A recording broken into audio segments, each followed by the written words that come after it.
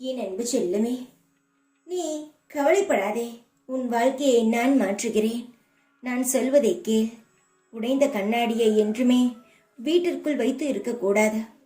கண்ணாடி உடைந்ததா என்றால் தூக்கி எறிந்துவிடு. அதற்கு பிறகு உன் வீட்டு வாசலுக்கு எதிரே ஒரு கண்ணாடியை மாட்டிவை. வரவர்கள் அந்த கண்ணாடியை பார்த்து உன் வீட்டிற்குள் வரும்படி வை. ஏனென்றால் உன்னை சுற்றி நிறைய கண் திஷ்டிகள் உள்ளது. அதை பார்த்துவிட்டு உன் வீட்டிற்குள் வரும் பொழுது கண் திஷ்டியானது அடிபட்டுவிடும். கண்ணாடிக்கும் என் வாழ்க்கைக்கும் என்ன சம்பந்தம் இருக்கிறது அம்மா என்று கேட்கிறாய். கண்ணாடி லட்சுமிகரமானது. கண்ணாடி உன் வாழ்க்கையை எப்படி மாற்றுகிறது என்று மட்டும் நிப்பார். நான் சொல்வதை நீ செய் தங்கமே. வாழ்க்கையில் எல்லாவற்றுக்கும் ஒரு வழி உண்டு. அந்த வழி உன் வாழ்க்கையிலும் பிறக்கும். நான் சொல்வதை நீ முழுமையாக கேள். கண் திருஷ்டி நிறைய உள்ளது.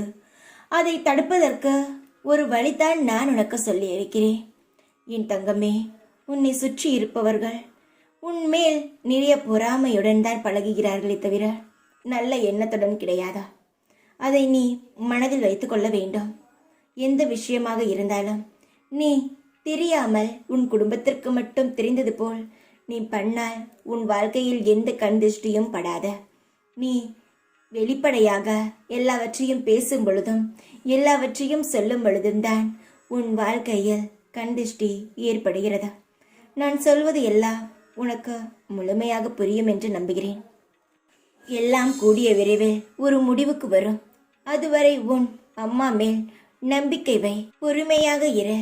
உனக்கான நட்பலனை நிச்சயமாக உன்னிடம் வந்து நான் சேர்ப்பேன். என்னுடைய வேப்பிலையானதும் உன்னை சுற்றி கொண்டே இருக்கும். எங்கு சென்றாலும் வேப்பிலையை உன் பையில் வைத்து கொண்டு செல். அந்த காரியம் உனக்கு சுபகாரியமாக இருக்கும்.